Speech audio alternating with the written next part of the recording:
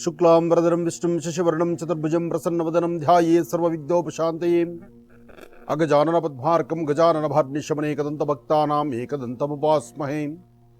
रामाय रामभद्राय रामचन्द्राय वेदसे रघुनाथाय नाथाय सीताय पतये नमः। जानकी रामपट्टाभिराम श्रीराम राम रामतहां श्रीमद्महा रामचन्द्र स्वामिने नमः। मनोजवं मारुततुल्यवेगं जतेन्द्रियं बुद्धिमतां वरिष्ठं वातात्मजं वानरोधमुख्यं श्रीरामदूतं शिरसा नमामि।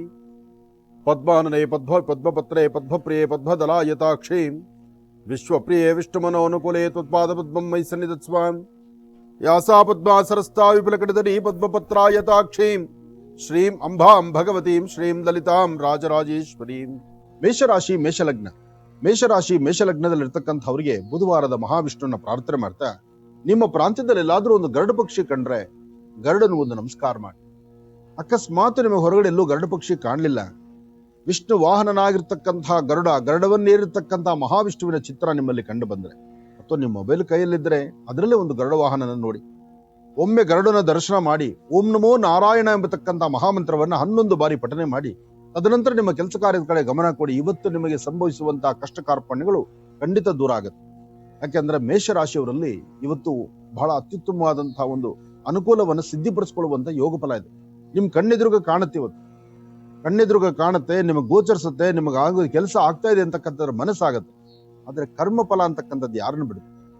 ಕರ್ಮ ಅಂತಕ್ಕಂತಹದ್ದು ಎಲ್ಲೋ ಒಂದು ಕಡೆ ಬಿಗ್ಗಿಯಾಗಿ ನಮ್ಮನ್ನು ಹಿಡಿದು ನಿಲ್ಸ್ಕೊಂಡಿರುತ್ತೆ. ಅದನ್ನು ದಾಟಿಸ್ಕೊಂಡು ಮುಂದಕ್ಕೆ ನಡಿಬೇಕಾದ್ರೆ ಅದಕ್ಕೆ ದೈವಾನುಗ್ರಹ ಬೇಕಾಗುತ್ತೆ. ಆ ದೈವಾನುಗ್ರಹಕ್ಕೋಸ್ಕರನೇ ಓಂ ನಮೋ ನಾರಾಯಣ ಎಂಬತಕ್ಕಂತಹ ಮಹಾಮಂತ್ರವನ್ನ ಪಠನೆ ಮಾಡಿದ್ರೆ ಆಗ ಒಂದಿಷ್ಟು ಅನುಕೂಲವನ್ನು ಸಿದ್ಧಿಪಡಿಸಿಕೊಳ್ಳುವಂತ ಯೋಗ ಫಲ ನಿಮಗಿದೆ. ಆದ್ರೂ ನಿಮ್ಮ ಅಂಗೈಯಲ್ಲಿ ಒಂದಷ್ಟು ಹೆಸರು ಕಾಳನ್ನ ಕೈಯಲ್ಲಿ ಹಾಕೊಂಡು ಉತ್ತರಾಭಿಮುಖವಾಗಿ ನಿಂತು ಈಶಾನ್ಯ ದಿಕ್ಕಿನಲ್ಲಿ ಈ ಹೆಸರು ಕಾಳನ್ನ ಹಾಕೋದ್ರಿಂದ ಬರ್ತಕ್ಕಂಥ ದೋಷಗಳನ್ನ ದೂರ ಮಾಡ್ಕೊಳ್ತೀವಿ. ಮನೆಯಿಂದ ಆಚೆ ಹೊರಡಬೇಕಾದ್ರೆ ಬಹಳ ಮುಖ್ಯವಾಗಿ ನೀವು ಮಾಡಬೇಕಾದಂಥದ್ದು ಉತ್ತರಾಭಿಮುಖವಾಗಿ ನಿಂತು ಮಹಾವಿಷ್ಣುವನ್ನ ಪ್ರಾರ್ಥನೆ ಮಾಡ್ತಕ್ಕಂಥದ್ದು, ಜೊತೆಗೆ ನಿಮ್ಮ ತಾಯಿಯ ಪಾದ ಮುಟ್ಟಿ ನಮಸ್ಕಾರ ಮಾಡ್ಕೊಳ್ತಕ್ಕಂಥದ್ದು. ಮಧ್ಯಾಹ್ನ ಸರಿ ಸುಮಾರು 12 ಗಂಟೆಯಿಂದ 12 ಗಂಟೆ 45 ನಿಮಿಷ, 12ರಿಂದ 12:45 ಮಧ್ಯದಲ್ಲಿ ಸಮಾಧಾನ ಚಿತ್ತರಾಗಿ ಆ ಕ್ಷಣ ತಾವು ತೆಗೆದುಕೊಳ್ಳುವಂತ ಪ್ರತಿಯೊಂದು ನಿಲುವು, ಮಾಡುವಂತ ಪ್ರತಿಯೊಂದು ಕಾಯಕವೂ ನಿಮ್ಮ ಮನಸ್ಸಾ ಇಚ್ಛೆ ನೀವು ಸಿದ್ಧಿಪಡಿಸ್ಕೊಳ್ತೀರಿ. ಅಂತಹ ಅದ್ಭುತವಾದಂತಹ ಕಾಲ ನಿಮಗೆ ಎದುರಾಗುತ್ತೆ. ಅದರಿಂದ ಇವತ್ತು ಮಹಾವಿಷ್ಣುವನ್ನ ಪ್ರಾರ್ಥನೆ ಮಾಡಿ, ನಿಮ್ಮ ಕುಲದೇವರನ್ನ ಪ್ರಾರ್ಥನೆ ಮಾಡಿ. ಕುಲದೇವರ ಅನುಗ್ರಹ ಒಂದಿದ್ರೆ ಸಾಕು, ನಿಮ್ಮ ಇಷ್ಟಾರ್ಥವನ್ನು ಸಿದ್ಧಿಪಡಿಸ್ಕೊಂಡ ಹಾಗೆ. ಒಳ್ಳೆದಾಗ್ಲಿ, ಶುಭವಾಗ್ಲಿ. ಮಾಡುವ ಕಾಯಕ ಶೀಘ್ರ ಫಲ ಸಿಗಬೇಕಾದ್ರೂ ಮೊದಲು ಮಾಡಬೇಕಾಗಿರ್ತಕ್ಕಂಥದ್ದು ಇವತ್ತು ಮಹಾವಿಷ್ಣು ಪ್ರಾರ್ಥನೆ. ಮೇಷರಾಶಿಯವರು. ವೃಷಭ ರಾಶಿ ವೃಷಭ ಲಗ್ನದಲ್ಲಿರ್ತಕ್ಕಂಥವರಿಗೆ ಚಂದ್ರನ ಆಸ್ಥಾನ ಚೆನ್ನಾಗಿದೆ, ಬುಧನ ಆಸ್ಥಾನವೂ ಚೆನ್ನಾಗಿದೆ. ಚಂದ್ರ ಮತ್ತು ಬುಧ ಇಬ್ರು ಚೆನ್ನಾಗಿದ್ದಾಗ ನಿಮ್ಮಲ್ಲಿ ವೃತ್ತಿ ಧರ್ಮದಲ್ಲೂ ಹಾಗೆ ಅಭಿವೃದ್ಧಿಯನ್ನ ಕಾಣ್ತೀರಿ. ಏನೇ ಫಲಾಫಲಗಳನ್ನು ನಿಮ್ಮ ನೆನೆಸ್ಕೊಳ್ಬೇಕಾದ್ರೂ, ನಿಮ್ಮ ಕೆಲಸಗಳಲ್ಲಿ ಲಾಭ ಕಾಣಬೇಕಾದ್ರೂ ಮೊದಲು ನೀವು ತೆಗೆದುಕೊಂಡಂತಹ ನಿಲುವು ತೀರ್ಮಾನದಲ್ಲಿ ಸಮಾಧಾನವಾಗಿ ಆಲೋಚನೆ ಮಾಡಬೇಕು. ಯಾವುದು ಸರಿ, ಯಾವುದು ತಪ್ಪು, ಸರಿ ತಪ್ಪುಗಳ ಸರಿಯಾದ ಚಿಂತನೆ ಇಲ್ದಿದ್ರೆ ಅಲ್ಲಿ ವ್ಯತ್ಯಾಸ ಆಗೋದು ಸಹಜ. ಹಾಗಾಗಿ ಇವತ್ತು ನೀವು ದುರ್ಗಾ ಪರಮೇಶ್ವರಿಯ ಪ್ರಾರ್ಥನೆ ಮಾಡಿ. ಓಂ ಜಯ ದುರ್ಗೆ ಜಯ ದುರ್ಗೆ ಜಯ ದುರ್ಗೆ, ಹಾಗೆ ದುರ್ಗೆಯನ್ನ ಪ್ರಾರ್ಥನೆ ಮಾಡ್ತಾ ಒಂದಿಷ್ಟು ಅವರೇ ಬೆಳೆಯನ್ನ ಮನೆಯಲ್ಲೇ ಪ್ರಾರ್ಥನೆ ಮಾಡಿ ದೇವರ ಸಾನ್ನಿಧ್ಯದಲ್ಲಿಟ್ಟು ನೀವು ಆಚೆ ಬಂದ್ರೆ ಆಗ ನಿಮ್ಮ ಮನಸ್ಸಲ್ಲಿರ್ತಕ್ಕಂಥ ನಿಮ್ಮ ಮನದಾಳದ ಮಾತಿಗೆ ಶೀಘ್ರವಾಗಿ ಅನುಕೂಲವನ್ನು ಸಿದ್ಧಿಪಡಿಸ್ಕೊಳ್ತೀನಿ. ಹಾಗೆ ಸಾಧ್ಯವಾದ್ರೆ ಒಂದು ಕಂದು ಬಣ್ಣದ ಗೋವೆಲ್ಲನ್ನ ಕಂಡು ಬಂದ್ರೆ ಆ ಗೋವಿಗೆ ಪಾದವೋ ಅಥವಾ ಅದರ ಬಾಲವೋ ಅಥವಾ ಅದರ ಹಣೆ ಭಾಗವೋ ಮುಟ್ಟಿ ನಮಸ್ಕಾರ ಮಾಡೋದ್ರಿಂದ ಇರ್ತಕ್ಕಂಥ ದೋಷಗಳಿಂದ ಮುಕ್ತರಾಗ್ತೀವಿ. ಇವತ್ತು ತಾಯಿ ದುರ್ಗಾ ಪರಮೇಶ್ವರಿಯನ್ನು ಪ್ರಾರ್ಥನೆ ಮಾಡಿ. ಓಂ ದುಂ ದುರ್ಗಾಯೇ ನಮಃ, ಓಂ ದುಂ ದುರ್ಗಾಯೇ ನಮಃ, ಓಂ ದುಂ ದುರ್ಗಾಯೇ ನಮಃ. ಹೀಗೆ ತಾಯಿ ದುರ್ಗೆಯನ್ನ ಪ್ರಾರ್ಥನೆ ಮಾಡಿ 9 ವರ್ಷದ ಒಳಗಿರ್ತಕ್ಕಂಥ ಮಕ್ಕಳಿಗೊಂಚೂರು ಬೆಲ್ಲನೋ, ಸಕ್ಕರೆನೋ, ಸಿಹಿ ಪದಾರ್ಥನೋ, ಒಂದಿಷ್ಟು ಚಾಕ್ಲೇಟೋ, ಪುಪರ್ಮೆಂಟೋ ಕೊಟ್ಟು ಒಂದು ಪ್ರಾರ್ಥನೆ ಮಾಡಿದ್ರೆ ನಿಮ್ಮ ಮನಸ್ಸಲ್ಲಿರ್ತಕ್ಕಂಥ ನಿಮ್ಮ ಮನದಾಸೆ, ನಿಮ್ಮ ಮನೋಕಾಮನೆಗಳು ಶೀಘ್ರವಾಗಿ ಸಿದ್ಧಿಯಾಗುತ್ತೆ. ಹಾಗೆ ಇವತ್ತಿನ ದಿವಸ ಸಾಧ್ಯವಾದಷ್ಟು ವೃಷಭ ರಾಶಿಯಲ್ಲಿರ್ತಕ್ಕಂಥವ್ರು ಬರೀ ಹಣೆಯಲ್ಲಿರ್ತಕ್ಕಂಥದ್ದು ಸಮಂಜಸ ಅಲ್ಲ. ಬುಧವಾರದ ವಿಷ್ಣುವನ್ನ ಪ್ರಾರ್ಥನೆ ಮಾಡಬೇಕು. 2 ತುಳಸಿ ದಳವನ್ನ ನಿಮ್ಮ ಪಾಕೆಟ್ ಅಲ್ಲಿ ಇಟ್ಕೊಳ್ಬೇಕು. ಹಣೆಗೊಂದಿಷ್ಟು ಗಂಧ ಕುಂಕುಮವನ್ನ ಹಚ್ಕೊಳ್ಬೇಕು. ಆಗ್ಲೇ ನಿಮ್ಮ ಮನೋಕಾಮನೆ ಸಿದ್ಧಿ ಆಗ್ತಕ್ಕಂಥದ್ದು. ಮಿಥುನ ರಾಶಿ ಮಿಥುನ ಲಗ್ನದಲ್ಲಿರ್ತಕ್ಕಂಥವ್ರಿಗೆ ಚಂದ್ರನ ಆಸ್ಥಾನ ಚೆನ್ನಾಗಿದೆ, ಗುರುವಿನ ಅನುಗ್ರಹ ಇದೆ, ಇಷ್ಟಾರ್ಥವನ್ನು ಸಿದ್ಧಿಪಡಿಸಿಕೊಳ್ತಕ್ಕಂಥ ಯೋಗ ಫಲ ಇದೆ. ಸಾಕಷ್ಟು ಹಣಕಾಸಿನ ವಿಚಾರ, ಕಾಗದ ಪತ್ರಗಳ ವಿಚಾರ, ವೃತ್ತಿಯಲ್ಲಿ ಅಭಿವೃದ್ಧಿ ವಿಚಾರ, ಎಲ್ಲಕ್ಕಿಂತ ಮುಖ್ಯವಾಗಿ ನಂದು ತಂದು ಅನ್ನೋ ಪ್ರೀತಿ ವಿಶ್ವಾಸದ ಬಾಂಡಿಂಗ್ ಇದೆಯಲ್ಲ, ಪ್ರೀತಿ ವಿಶ್ವಾಸ ಇದೆಯಲ್ಲ, ಅದರಲ್ಲೂ ನಿಮ್ಮ ಕುಟುಂಬಸ್ಥರಿಂದ ಮೊದಲುಕೊಂಡು ಆಚೆ ಇರ್ತಕ್ಕಂಥ ನಿಮ್ಮ ಆತ್ಮೀಯರವರೆಗೂ, ನಿಮ್ಮ ಸ್ನೇಹಿತರವರೆಗೂ, ನಿಮ್ಮ ಮೇಲಧಿಕಾರಿಗಳವರೆಗೂ ಯಾರೊಬ್ಬರಾದ್ರೂ ಸಹಿತ ನಿಮ್ಮನ್ನು ನೋಡಿ ನಿಮ್ಮನ್ನು ಮಾತಾಡಬೇಕು ಅಂದ್ರೆ ಒಂದು ಪ್ರೀತಿ ವಿಶ್ವಾಸದಿಂದ ನಿಮ್ಮನ್ನು ಬರಮಾಡ್ಕೊಳ್ತಕ್ಕಂಥ ಯೋಗ ಫಲ ಇದೆ. ಹಾಗಾಗಿ ವೃತ್ತಿಯಲ್ಲಿ ಏನಾದ್ರು ಒಂದು ಸಾಧನೆ ಮಾಡಬೇಕು ಅನ್ಕೊಂಡ್ರೆ, ಫಲಾಫಲಗಳನ್ನ ಸಿದ್ಧಿಪಡಿಸ್ಕೊಳ್ಬೇಕಾದ್ರೆ ಇವತ್ತು ನೀವು ತೆಗೆದುಕೊಳ್ಳುವಂತ ನಿಲುವು ತೀರ್ಮಾನ ಅಷ್ಟು ಅರ್ಥಗರ್ಭಿತವಾಗಿರ್ತಕ್ಕಂಥದ್ದು. ಅದಕ್ಕಾಗಿ ನೀವು ಮಾಡಬೇಕಾದ್ದಾದ್ರೂ ಏನು, ಒಂದು ಚಿಟಿಕೆಯಷ್ಟು ಅಕ್ಕಿಯನ್ನ, ಒಂದು ಸ್ಪೂನ್ ಹಾಲನ್ನ, ಹಾಲು ಮತ್ತು ಅಕ್ಕಿ ಎರಡನ್ನೂ ಆಗ್ನೇಯಾಭಿಮುಖವಾಗಿ ನಿಂತು ದೃಷ್ಟಿ ತೆಗೆದು ಆಚೆ ಹಾಕೋದ್ರಿಂದ ಮನಸ್ಸಿಗಿಷ್ಟು ಶಾಂತಿ ನೆಮ್ಮದಿಯನ್ನ ತಂದುಕೊಳ್ತೀನಿ. ವೃತ್ತಿಯಲ್ಲಿ ಅಭಿವೃದ್ಧಿಯನ್ನು ಕಟ್ಕೊಳ್ಬೇಕಾದ ನಿಮಗೆ ಇವತ್ತು 2 ತುಳಸಿ ದಳವನ್ನು ವಿಷ್ಣು ಪಾದದ ಮೇಲೆ ಇಟ್ಟು ಓಂ ನಮೋ ನಾರಾಯಣಾಯ ಎಂಬತಕ್ಕಂಥ ಮಹಾಮಂತ್ರವನ್ನು ತಾವು ಹೇಳಿದ್ದೆ ಆದ್ರೆ ಇನ್ನಷ್ಟು ಅದ್ಭುತವಾದ ಫಲವನ್ನ ಮಿಥುನ ರಾಶಿಯವರು ಸಿದ್ಧಿಪಡಿಸ್ಕೊಳ್ತೀನಿ. ಒಳ್ಳೇದಾಗ್ಲಿ, ಶುಭವಾಗ್ಲಿ. ಹೀಗೆ ಅಂದ್ರೆ ಈ ಕ್ಷಣಕ್ಕೆ ನನಗೆ ಕೊಟ್ಟಂತದ್ದು ಇಷ್ಟಿದೆ, ಇದು ನಾನು ಅನುಭವಿಸ್ಲೇಬೇಕು, ಇದು ನಾನು ಅನುಭವಿಸುವಂತ ಶಕ್ತಿ ನನಗೆ ಕೊಡಪ್ಪ ಅಂತ ದೇವರನ್ನು ಕೇಳ್ಕೊಂಡು ನೀವು ಚೆನ್ನಾಗಿರ್ಬೇಕು ಅಂತಕ್ಕಂಥದ್ದು ಒಂದೇ ಉದ್ದೇಶ. ಒಳ್ಳೇದಾಗ್ಲಿ. ಕರ್ಕಾಟಕ ರಾಶಿ, ಕರ್ಕಾಟಕ ಲಗ್ನ. ಕರ್ಕಾಟಕ ರಾಶಿ, ಕರ್ಕಾಟಕ ಲಗ್ನದಲ್ಲಿ ಇರ್ತಕ್ಕಂಥವ್ರಿಗೆ ಬುಧ ಮತ್ತು ಚಂದ್ರ ಇರ್ತಕ್ಕಂಥ ಆಸ್ಥಾನ, ಗುರು ಮತ್ತು ಶುಕ್ರ ಇರ್ತಕ್ಕಂಥ ಆಸ್ಥಾನ ಚೆನ್ನಾಗಿದೆ. ಶುಕ್ರನ ಅನುಗ್ರಹದಿಂದ ಇಷ್ಟಾರ್ಥವನ್ನ ಸಿದ್ಧಿಪಡಿಸ್ಕೊಳ್ಬಹುದು, ಅಸಮಾಧಾನವನ್ನ ದೂರ ಮಾಡ್ಕೊಳ್ಬಹುದು, ಸಮಾಧಾನಕರವಾದ ಫಲವನ್ನು ಸಿದ್ಧಿಪಡಿಸ್ಕೊಳ್ಬಹುದು. ಯಾವುದೇ ಒಂದು ವಿಧಿವಿಧಾನವನ್ನ ಅರ್ಥ ಮಾಡ್ಕೊಳ್ಬೇಕಾದ್ರೂ ಕೆಲವಷ್ಟು ಸತ್ಯಾಸತ್ಯತೆಗಳನ್ನ ಸರಿಯಾದ ರೀತಿ ಇಟ್ಕೊಂಡಿದ್ರೆ ಮಾತ್ರ, ಫಲಗಳಲ್ಲಿ ನೀವು ಅಂದುಕೊಂಡಷ್ಟು ಸಾಧನೆ ಮಾಡ್ತಿದ್ರೆ ಮಾತ್ರ, ಹೆಚ್ಚಿನ ವರ್ಚಸ್ಸು ತೇಜಸ್ಸನ್ನ ಮತ್ತಷ್ಟು ವೃದ್ಧಿಸ್ಕೊಂಡಿದ್ರೆ ಮಾತ್ರ ಇವತ್ತಿನ ಫಲ ಅಂತ ಹೇಳಿದೆ. ಹಾಗಾಗಿ ಕರ್ಕಾಟಕ ರಾಶಿಯಲ್ಲಿ ಇರ್ತಕ್ಕಂಥವ್ರು ಚಂದ್ರನ, ಚಂದ್ರಶೇಖರನ್ನ ಪ್ರಾರ್ಥನೆ ಮಾಡ್ತಾ ಎಲ್ಲಾದ್ರೂ ವಿಷ್ಣು ಆಲಯದಲ್ಲಿ ಒಂದಷ್ಟು ತುಳಸಿ ಕೊಟ್ಟೊಂದು ಅರ್ಚನೆ ಮಾಡಿಸ್ತಕ್ಕಂಥದ್ದು, ಅಥವಾ ನಿಮ್ಮ ಮನೆಯಲ್ಲೇ ವಿಷ್ಣುವಿನ ಫೋಟೋ, ಶ್ರೀನಿವಾಸನ ಫೋಟೋ ಇದ್ರೆ 2 ತುಳಸಿ ದಳವನ್ನ ಅಲ್ಲಿಟ್ಟು ಒಂದು ಪ್ರಾರ್ಥನೆ ಮಾಡಿ, ಜೊತೆಗೆ ನಿಮ್ಮ ತಂದೆಯ ಪಾದ ಮುಟ್ಟಿ ನಮಸ್ಕಾರ ಮಾಡಿ. ವಿಷ್ಣು ದೇವರ ಆರಾಧನೆ, ಅದು ಜೊತೆಗೆ ಶಿವಾರಾಧನೆ ಮಾಡ್ತಾ ನಿಮ್ಮ ತಂದೆ ಪಾದ ಮುಟ್ಟಿ ನಮಸ್ಕಾರ ಮಾಡಿದ್ರೆ ಅಸಾಧ್ಯವಾದ ಯಾವುದೂ ಅಲ್ಲ, ಎಲ್ಲವೂ ಸಾಧನೆ ಮಾಡ್ಕೊಳ್ತೀರಿ. ಕರ್ಕಾಟಕ ರಾಶಿಯವರು. ಸಿಂಹರಾಶಿ, ಸಿಂಹಲಗ್ನ. ಸಿಂಹರಾಶಿ, ಸಿಂಹಲಗ್ನದಲ್ಲಿ ಇರ್ತಕ್ಕಂಥವ್ರಿಗೆ ಬುಧ ಮತ್ತು ಚಂದ್ರ ಇರ್ತಕ್ಕಂಥ ಆಸ್ಥಾನ, ಗುರು ಮತ್ತು ಶುಕ್ರ ಇರ್ತಕ್ಕಂಥ ಆಸ್ಥಾನ ಚೆನ್ನಾಗಿದೆ. ಶುಕ್ರನ ಅನುಗ್ರಹದಿಂದ ಇಷ್ಟಾರ್ಥವನ್ನು ಸಿದ್ಧಿಪಡಿಸ್ಕೊಳ್ಬಹುದು, ಅಸಮಾಧಾನದಿಂದ ತೃಪ್ತಿಕರವಾದಂತಹ ಫಲವನ್ನು ಸಿದ್ಧಿಪಡಿಸ್ಕೊಳ್ತಕ್ಕಂಥ ಯೋಗ ಫಲ ನಿಮ್ಮದಾಗಬಹುದು. ಆದರೆ ಬೇಡವಾದ ವಿಚಾರಗಳನ್ನ ತಲೆ ತುಂಬ ತುಂಬಿಕೊಂಡ್ಬಿಡ್ತೀರಿ, ಕಣ್ಣೀರು ಹಾಕುವಂತ ಪರಿಸ್ಥಿತಿಗೆ ಮುಂದಾಗ್ತೀರಿ.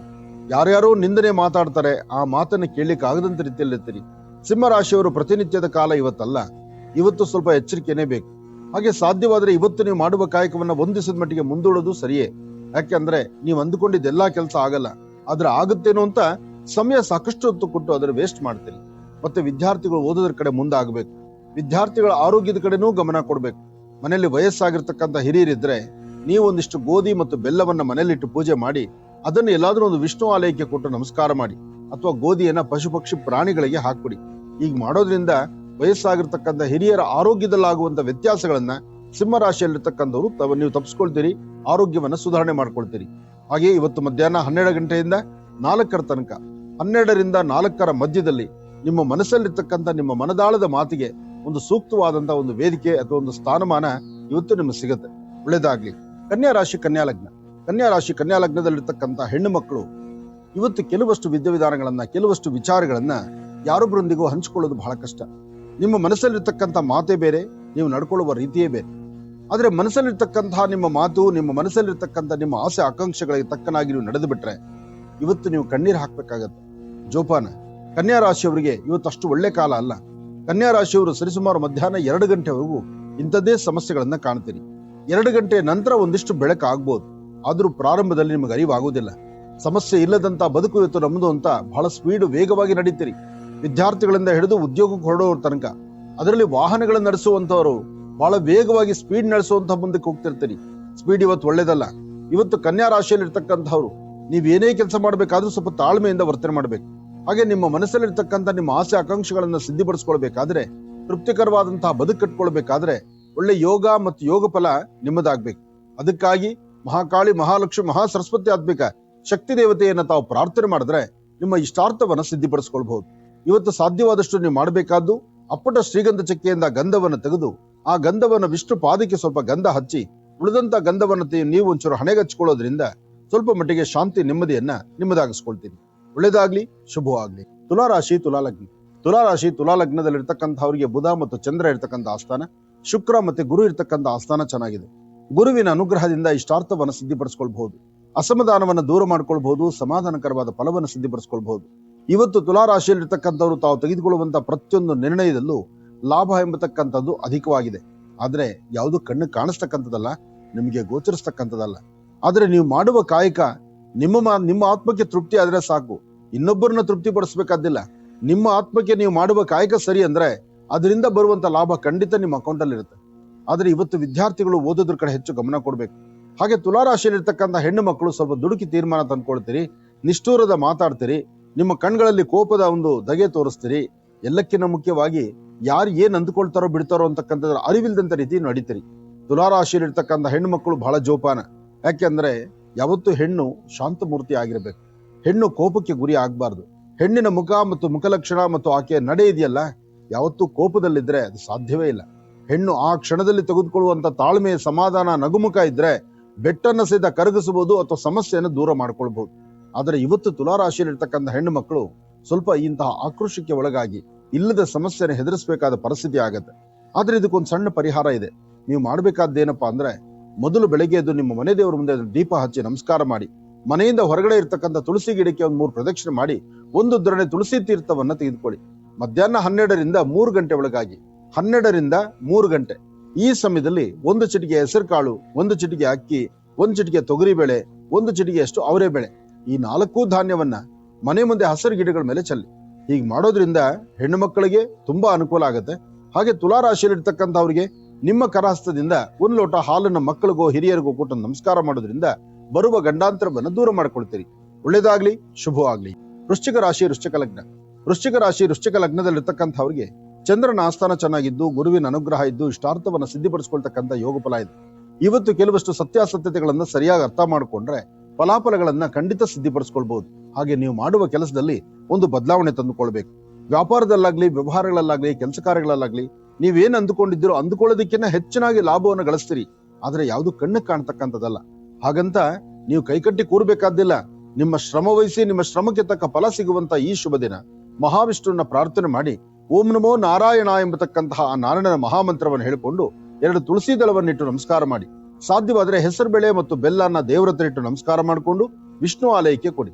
ಅಥವಾ ನಿಮಗೆ ಏನೂ ಕೊಡ್ಲಿಕ್ಕಾಗಿಲ್ವಾ, ಪರವಾಗಿಲ್ಲ, 1 ಲೋಟ ನೀರನ್ನ ಯಾರ ಕ್ಷಣ ನೀರ್ ಬೇಕು ಅಂತಾರೋ ಅವ್ರಿಗೆ ಆ ಕ್ಷಣ ನೀರು ನಿಮ್ ಕೈಯಿಂದ 1 ಲೋಟ ನೀರು ಕೊಡಿ. ಇಷ್ಟು ಮಾತ್ರ ನೀವು ಮಾಡಿದ್ರು ಸಾಕಷ್ಟು ಲಾಭವನ್ನು ತಂದುಕೊಳ್ತೀರಿ. ಎಲ್ಲಿ ಹಚ್ಚ ಹಸಿರು ಗಿಡಗಳಿರುತ್ತೋ ಆ ಗಿಡ ಮರಗಳಿಗೆ ನಿಮ್ಮ ಕೈಯಿಂದ ಒಂದಷ್ಟು ನೀರು ಹಾಕಿ. ಇದರಿಂದ ಮತ್ತಷ್ಟು ಲಾಭವನ್ನ ತಾವು ತಂದುಕೊಳ್ಬಹುದು.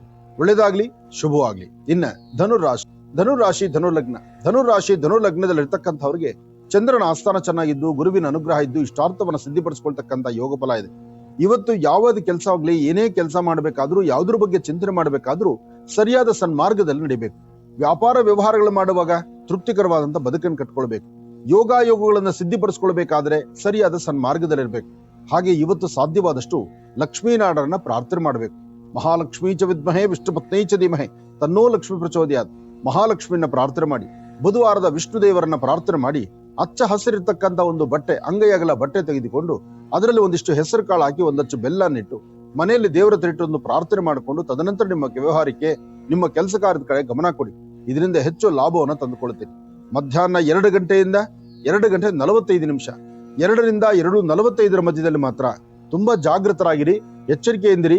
ಈ ಸಮಯದಲ್ಲಿ ಯಾವುದೇ ಕೆಲಸ ಮಾಡೋದಕ್ಕೆ ಹೋಗಬೇಡಿ. ಈ ಒಂದು ಸಮಯವನ್ನು ದಾಟಿಸಿ ಮುಂದಕ್ಕೆ ಯಾವ ಕೆಲಸ ಮಾಡಿದ್ರು ಅದರಿಂದ ಲಾಭವನ್ನು ಗಳಿಸ್ತೀರಿ. ಒಳ್ಳೇದಾಗ್ಲಿ, ಶುಭವಾಗ್ಲಿ. ಮಕರ ರಾಶಿ, ಮಕರ ಲಗ್ನ. ಮಕರ ರಾಶಿ, ಮಕರ ಲಗ್ನದಲ್ಲಿರ್ತಕ್ಕಂಥವ್ರಿಗೆ ಬುಧ ಮತ್ತು ಚಂದ್ರ ಇರ್ತಕ್ಕಂಥ ಆಸ್ಥಾನ ಚೆನ್ನಾಗಿದ್ದು, ಗುರುವಿನ ಅನುಗ್ರಹ ಇದ್ದು, ಇಷ್ಟಾರ್ಥವನ್ನ ಸಿದ್ಧಿಪಡಿಸ್ಕೊಳ್ತಕ್ಕಂಥ ಯೋಗ ಫಲ ಇದೆ. ಇವತ್ತು ನಿಮ್ಮ ಆರ್ಥಿಕ ಪರಿಸ್ಥಿತಿಯನ್ನು ಅಭಿವೃದ್ಧಿ ಪಡಿಸಲಿಕ್ಕೋಸ್ಕರ ಮತ್ತು ಆರೋಗ್ಯವನ್ನ ಸರಿಪಡಿಸ್ಕೊಳ್ಳಿಕ್ಕೋಸ್ಕರ, ನಿಮಗೊಂದು ಸ್ಥಾನಮಾನ ಸಿಗಿಸ್ಕೊಳ್ಳೋದಕ್ಕೋಸ್ಕರ ಒಂದಲ್ಲ ಒಂಥರದಲ್ಲಿ ನಿಮ್ಮ ಪ್ರಯತ್ನ ಅಂತಕ್ಕಂಥದ್ದು ಸಾಕಷ್ಟು ದೂರಕ್ಕಿದೆ. ಆದರೆ ಏನೇ ಮಾಡಿದ್ರು ಜೊತೆಲಿರ್ತಕ್ಕಂಥ ಆತ್ಮೀಯರು ಅಥವಾ ನಿಮ್ಮ ಮೇಲಧಿಕಾರಿಗಳು, ನಿಮ್ಮ ಸಹಪಾಠಿಗಳು ಅಥವಾ ನಿಮ್ಮ ಆತ್ಮೀಯ ಸ್ನೇಹಿತರು, ಇವ್ರು ನಡ್ಕೊಳ್ಳುವಂತ ರೀತಿ ಇದೆಯಲ್ಲ, ಇದು ನಿಮ್ಮ ಮನಸ್ಸಿಗೆ ಬಹಳ ನೋವು ಕೊಡುತ್ತೆ. ಮನಸ್ಸಿಗೆ ನೋವಿದೆ ಅಂತ ನೀವೇನೂ ಆಕ್ಷನ್ ಮಾಡ್ಲಿಕ್ಕಾಗಲ್ಲ, ಏನೂ ತೀರ್ಮಾನ ತಗೊಳ್ಳಿಕ್ಕಾಗಲ್ಲ. ಆದ್ರೆ ಈ ಸಮಸ್ಯೆಗಳಿಂದ ಬೇಗ ಹೊರಗಡೆ ಬರೋದಾಗಿ ಹೇಗೆ? ಈ ಸಮಸ್ಯೆಗಳಿಂದ ಹೊರಗಡೆ ಬರಬೇಕಾದ್ರೆ ನೀವು ಮಾಡಬೇಕಾದಂತಹದ್ದು ಒಂದಿಷ್ಟು ಕಡಲೆಕಾಳು ಅಥವಾ ಕಡಲೆಕಾಳು ಅಥವಾ ಕಡಲೆಬೇಳೆಯನ್ನ ಮನೆಯಲ್ಲಿಟ್ಟು ದೇವರ ಹತ್ರ ಪ್ರಾರ್ಥನೆ ಮಾಡಿ.